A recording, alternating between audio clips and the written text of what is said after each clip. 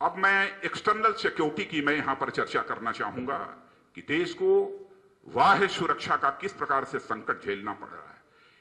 इस संकट से निपटने के लिए आपने समाचार पत्रों में भी पढ़ा होगा, हमारे सेना के अधिकारियों ने भी लिखा है कि भारत की सेना के पास जैसे आधुनिक अस्त्र होने चाहिए वह आधुनिक अस्त्र भी आज नहीं है। लेकिन हमारी सेना को बाह्य सुरक्षा के संकट से निपटने के लिए जिस प्रकार के नई टेक्नोलॉजी के अस्त्र शस्त्र चाहिए, जो अन्य सुविधाएं चाहिए, उसकी तरफ भी हमारी सरकार का कोई ध्यान नहीं है। एक नॉमिनल, बहुत नाम मात्र की बढ़ोतरी इस बार जो बजट पेश किया गया है वह सरकार के द्वारा की गई है। एक्सटर्नल और इंटरनल सिक्योरिटी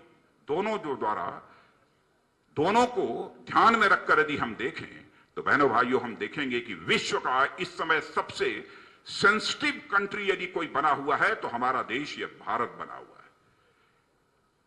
पड़ोसी देश पाकिस्तान है, पड़ोसी देश चीन है, पड़ोसी देश श्रीलंका है, पड़ोसी देश बर्मा है, पड़ोसी देश नेपाल है। लेकिन जितने भी पड़ोसी देश हैं, इन पड़ोसी देशों के साथ हमारे जैसे कार्डियल रिलेशन होने चाहिए, वैसे कार्डियल रिलेशन बनाने में यह सरकार पूरी तरह से विफल रही है। मैं इस सरकार का एक डिप्लोमेटिक फेल्योर मानता हूं। कूटनीतिक मोर्चे पर यह सरकार पूरी तरह से विफल रही है। जहां तक पाकिस्तान का सवाल है, आप सब उसके बारे में बहुत अच्छी तरह जानते हैं। बल्कि एक अमेरिका के बहुत माने जाने स्ट्रेटेजिस्ट हैं फ्रैंक हॉफमैन ने लिखा है कि अब तो पाकिस्तान भारत के साथ जो लड़ाई लड़ रहा है आतंकवाद की, वह सीधी लड़ाई नहीं है, बल्कि मल्टी डायमेंशनल वार पाकिस्तान भारत के साथ लड़ रहा है, उन्होंने कहा है। और उस वार का नाम उन्होंने हाइब्रिड वार दिया है। हाइब्रिड वार की बात उन्होंने इसलिए कही है कि ड्रग्स के स्मगलिंग के माध्यम से भी इस आतंकवाद में मदद ली जा रही है, पाक स्पॉन्सर्ड आतंकवादियों के लिए फेक करेंसी के द्वारा, इंटरनेट के द्वारा, और साथ ही साथ कम्युनल हेट पैदा करके इंटरनेट वगैरह सोशल मीडिया के माध्यम से किस तरीके से कम्युनल हेट, सांप्रदायिक नफरत पैदा करने की कोशिश की जा रही है।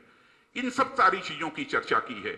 इसलिए कहा है कि पाकिस्तान केवल आतंकवादियों के माध्यम से भारत से सीधी लड़ाई नहीं लड़ रहा है, बल्कि वह हाइब्रिड वार लड़ रहा है।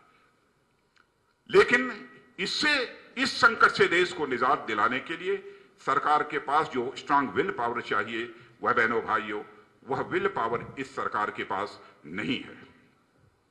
मैं याद दिलाना चाहता हूं, आपको जानकारी होगी कि जिस समय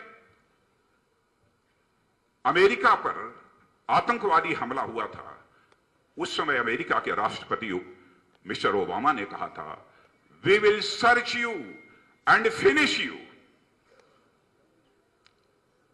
और देखा आपने कि ओसामा बिन लादेन को किस तरीके से अमेरिका ने मार गिराने में सफलता प्राप्त की है।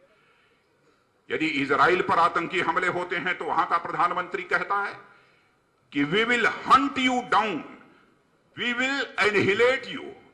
हम आपको मार गिराएंगे, हम आपको पूरी तरह से समाप्त कर देंगे। यह इजराइल का प्रधानमंत्री कहता है जब उनके ऊपर आतंकवादी हमले होते हैं।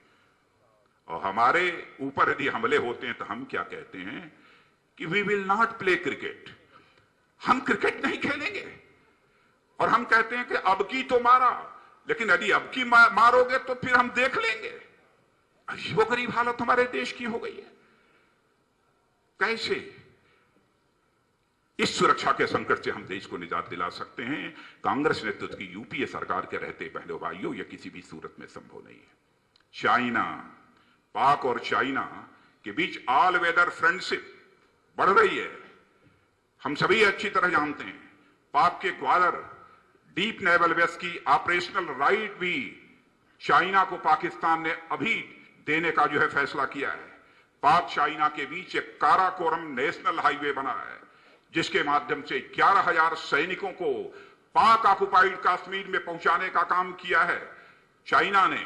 और वहां पर कई प्रोजेक्ट्स ऐसे हैं जिस पर कि पाकिस्तान और चाइना के बीच साझा काम वहां पर चल रहा है, और इसी हाईवे के माध्यम से वह पहुंचे हैं। और इतना ही नहीं,